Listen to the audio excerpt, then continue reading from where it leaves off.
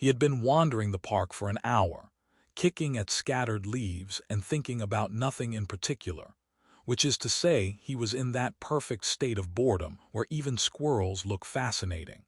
That's when she appeared at the edge of the path, standing so naturally that for a moment he thought she had simply grown out of the trees. She looked human, almost perfectly so, except for the long, slender ears that rose from her head like elegant antennae, twitching slightly as she observed him. Her hair caught the sunlight in a way that seemed to shift color from bronze to soft green depending on the angle, and she tilted her head with a mischievous precision, as if she already knew he would stare. "Are you lost?" he asked, unsure if he should be polite or cautious. She laughed, a sound like wind chimes tangled in a breeze, and shook her head. "No, I was hoping you might join me. A walk, just you and me. Unless, of course, you're allergic to forests." She waved her hand at the towering trees, but there was a subtle ripple in the air around her fingertips, something that made the leaves quiver unnaturally. He hesitated, but curiosity won. "A walk, sure, why not?" As they moved onto the path, he tried to make conversation, but she was already observing him in detail. "You humans have funny ways of moving," she said, tilting her head. "That gait prehistoric, yet somehow endearing." "Prehistoric?" he asked, trying to sound offended but failing because she was smiling. "I'll have you know this is a perfectly normal human walk." "What? Normal?" she repeated, as though testing the word on her tongue. "Fascinating." She stepped ahead, her long ears pivoting like radar dishes, scanning the canopy above them. "Tell me, do humans often notice the forest singing? Or do you only listen to it when you're bored?" "IUH sometimes," he admitted. He didn't usually think about the forest singing. It wasn't a thing humans thought about. But he tried listening now, and indeed there was a low hum, almost imperceptible, weaving through the trees. It made the hairs on the back of his neck stand up, and he found himself glancing at her ears, which were twitching as if picking up notes he couldn't hear. "You can't hear it yet," she said, reading his thoughts with an ease that unsettled him. "But soon, perhaps." She laughed again and nudged a floating sphere from a branch.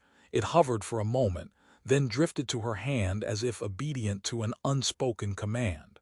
"Try not to drop that," she said lightly, though he had no intention of touching it.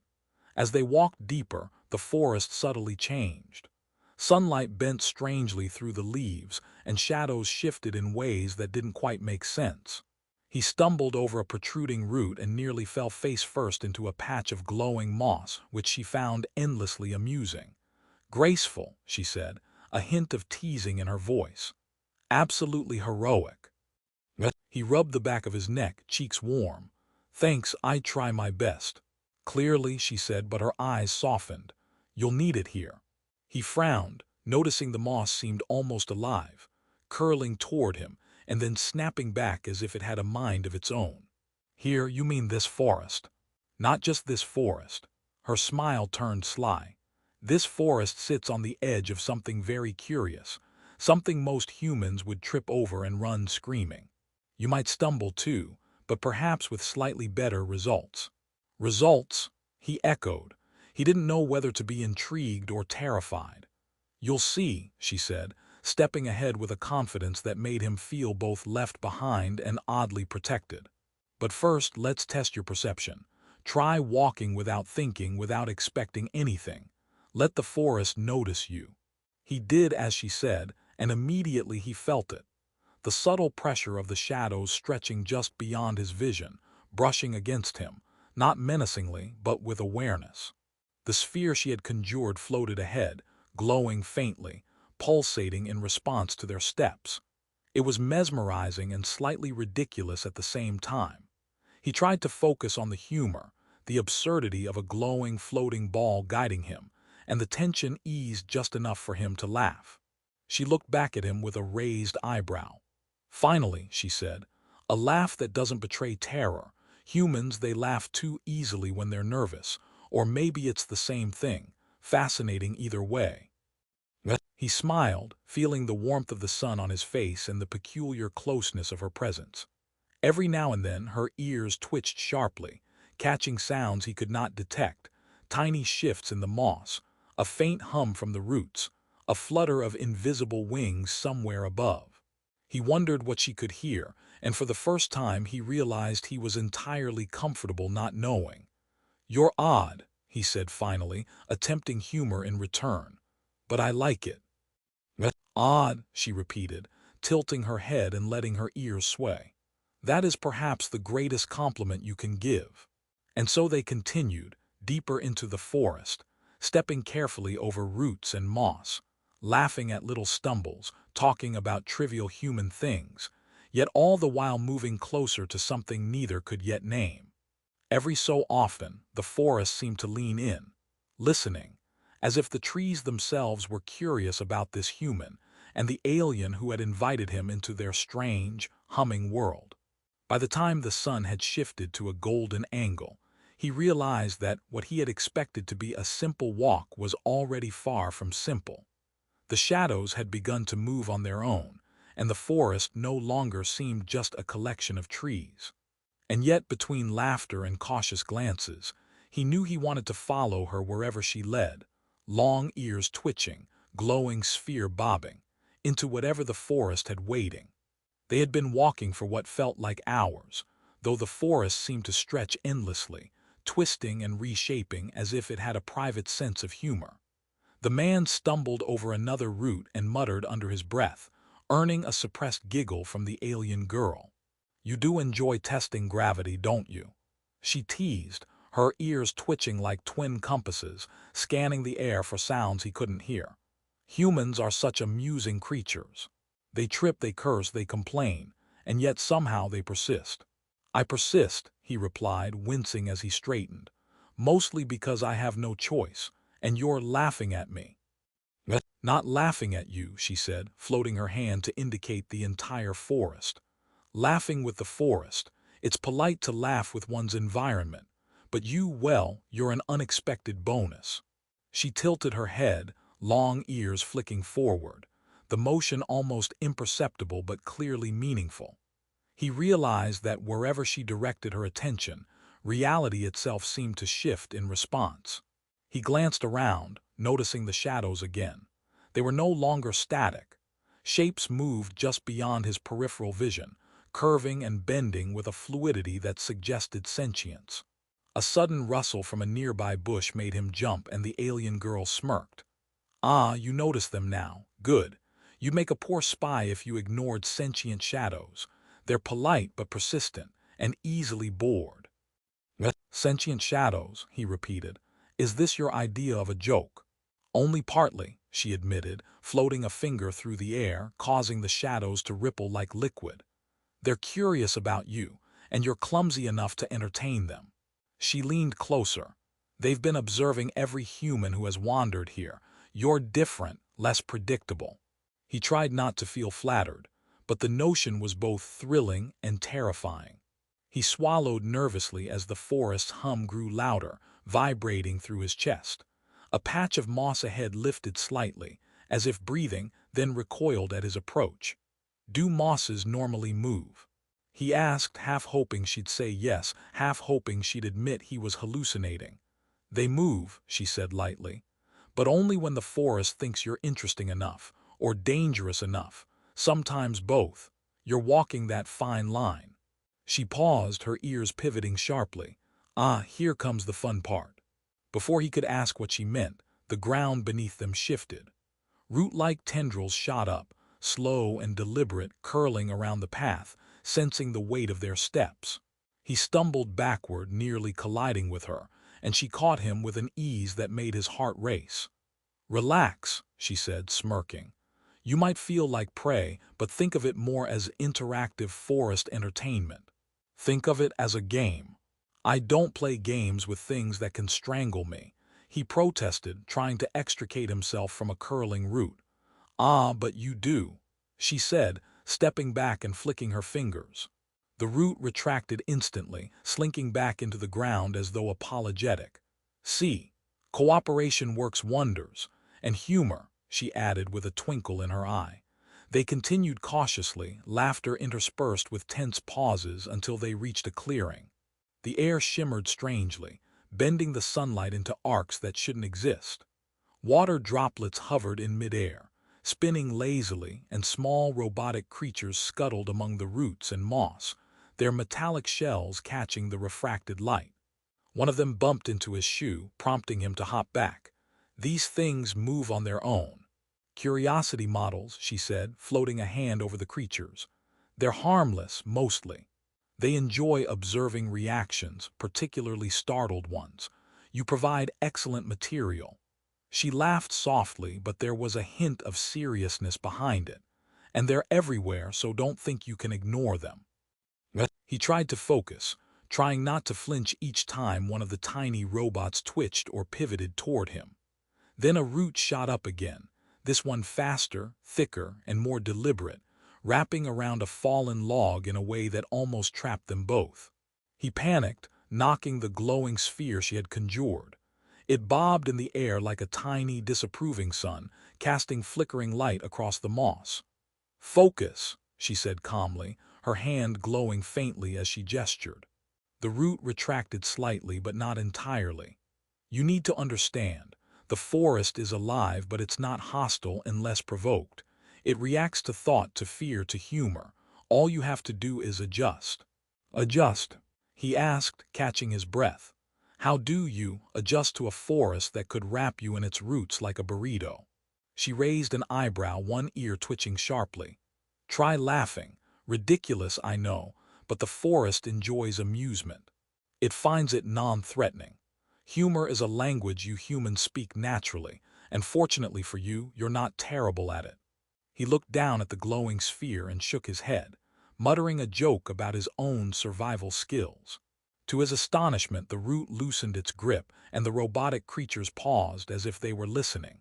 She laughed, a warm, melodious sound that made the entire scene feel less dangerous. "See, you're learning quick thinking. Well done, human." The shadows swirled above them, twisting into forms that suggested creatures he could not identify. Some were tall, some low and sprawling, and yet none approached them aggressively. The forest seemed curious, like a child tilting its head at a stranger who had wandered into its garden. "Why bring me here?" he asked suddenly, breathless. "If this is a test, why me?" She paused, considering, and for the first time he noticed a flicker of seriousness cross her face. "Because you respond differently. Most humans panic, scream, or run. You stumble, yes, but you laugh. You notice the absurdity and danger, and the forest likes that." He blinked, taking in the dancing shadows, the floating water, the glowing sphere, the strange robotic creatures. Somehow, he felt a thrill he hadn't felt in years, fear mixed with wonder but undercut with humor that made the moment lighter, almost intimate. "So this forest, you've been training humans like me." "Observing," she corrected, a sly smile returning. "We don't train exactly, we study, and sometimes we let them teach themselves. You, for example, have potential. Clumsy but potential. Now shall we continue? I promise the next part is slightly less dramatic, or not." He groaned, ready for whatever absurd challenge awaited him next, but he followed her willingly, trusting her in a way he didn't quite understand, his laughter mingling with the forest's hum. They moved deeper into the forest, the strange light shifting around them, casting rippling patterns that made it difficult to tell where the ground ended and the air began. The man stumbled once more, earning a teasing glance from the alien girl. "You do know how to make an entrance," she said, ears twitching like twin radars. "If the forest were judging, it would award you points for flair." "I prefer the term strategic grace," he muttered, brushing dirt from his sleeve. She laughed, and the sound made the leaves shimmer as though the forest itself were joining in. "Strategic grace," she repeated, shaking her head. "You humans have a way with words. Sometimes charming, often amusing, always unpredictable." Ahead, the trees parted to reveal a crystalline dome, glowing softly with iridescent light. Water floated in delicate arcs around it, forming loops and spirals that defied gravity, and small robotic creatures zipped between the droplets like tiny, metallic fireflies. The man paused at the edge, feeling a mix of awe and nervousness. This is incredible, he said, voice almost a whisper. What is it? She stepped forward, ears pivoting sharply as if listening for something invisible. It is a repository, she explained. A collection of my people's observations, experiments, and curiosities about life across the galaxy. We gather knowledge not to dominate, but to understand, to study interactions, growth, emotion, humor. Humans are particularly fascinating. He asked, glancing at himself, then at her. We're part of your study. Perhaps, she said, floating closer and letting her hand brush lightly against the air, sending ripples across the dome's surface. But you are more than a subject. You are a participant, one who engages, adapts, learns. I brought you here not to test you, but to show you something rarely seen by humans. The interconnectedness of life, the patterns that connect the ordinary to the extraordinary. He stepped inside the dome, mesmerized by the floating droplets reflecting light like tiny galaxies. Each robot seemed to pause at his presence, observing him in a way that made him feel like part of a living experiment. It's beautiful, he said softly, and strange, almost like it's alive. It is alive, she replied, smiling. In a way you humans understand. It breathes, reacts, adapts, but it is also a reflection of what you choose to bring into it. Humor, curiosity, courage, they shape this place as much as the crystals and the light. He laughed nervously. So my clumsiness, my constant tripping, helped. Oh, immensely, she said, with just the slightest mockery. Nothing entertains the forest and its observers like unpredictable humans. It has been educational for all of us. They walked slowly among the floating water and crystal arches, and he felt a quiet transformation within himself. The panic and hesitation he had felt earlier, the fear of the unknown, had softened into something else. Confidence tempered with awe, courage laced with curiosity. Each stumble had become a lesson, each laugh a key to understanding the forest's language, and perhaps in some subtle way her own. Why me? He asked, pausing to watch a droplet split into hundreds of tiny refracted lights, then merge back together perfectly. Why choose me for this? She turned to him, ears twitching, eyes bright. Because you notice, you adapt. You do not merely survive, you engage. You bring joy, thought, and laughter which are rare in the presence of the extraordinary. Most humans see fear and run. You dance with it.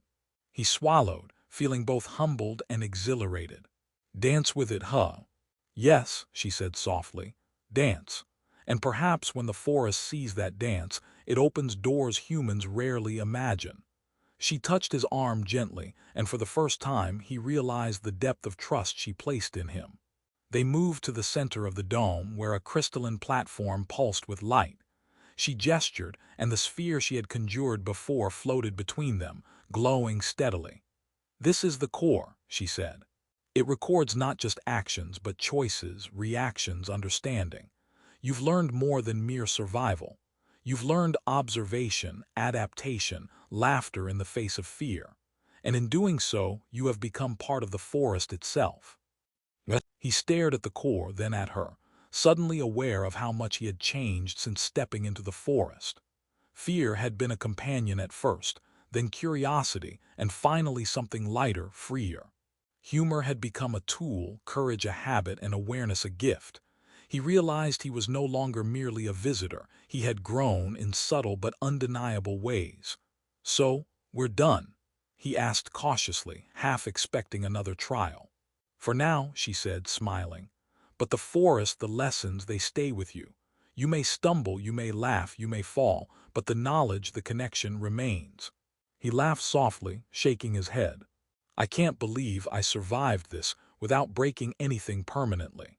Humans underestimate themselves, she said, flicking her fingers at a hovering droplet that pirouetted and shone like a tiny sun. And the forest, though capricious, appreciates ingenuity and humor. You've both served admirably. They exited the dome, the forest now feeling familiar and strange at the same time. Shadows moved with gentle curiosity. Moss leaned toward them in recognition, and the floating spheres traced their path as if celebrating their passage. He realized he didn't want to leave, yet he felt a quiet completion, the sense of a journey that had been fully traversed, lessons absorbed, fears faced and transformed. "You'll return?" he asked before stepping out of the last shimmering arch. "Perhaps," she said, her ears twitching thoughtfully. "Or perhaps you will carry it with you in ways subtle and profound. That is often more remarkable." He smiled, understanding finally that the forest, the dome, the lessons, and the laughter were now part of him. He had come expecting a simple walk and found adventure, danger, and wisdom. More importantly, he had discovered resilience, curiosity, and joy in the extraordinary. Together, they walked back toward the edge of the forest, side by side, the sun casting long shadows over roots and moss, laughter echoing lightly as they moved forward. The world outside awaited, but the forest, the alien girl, and the lessons of the extraordinary would never leave him. He realized he had changed, not dramatically,